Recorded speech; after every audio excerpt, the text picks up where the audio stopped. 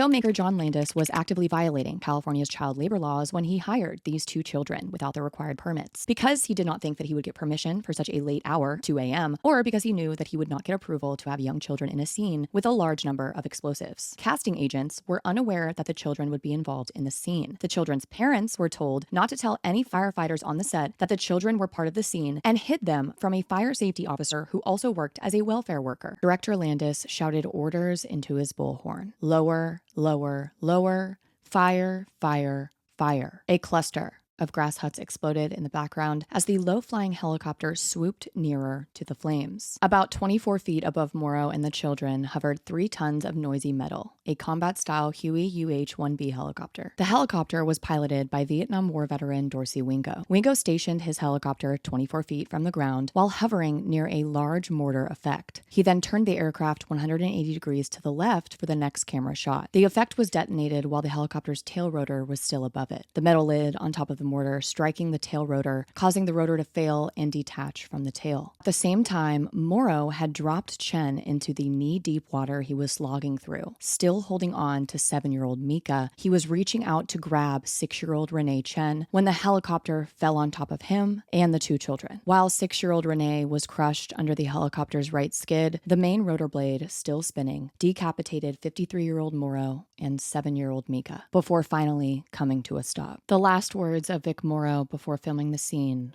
were, quote, "I've got to be crazy to do this shot. I should have asked for a double." Landis's first thought was, quote, "What the fuck is the helicopter doing in my shot?" The last thing Mika's father saw was his decapitated head floating in the water before he was escorted off the set. One of the grisliest scenes in the history of American movies had just played out, not on the screen, but in real life, and it would result in the manslaughter trial of 5 individuals involved with the production of the movie.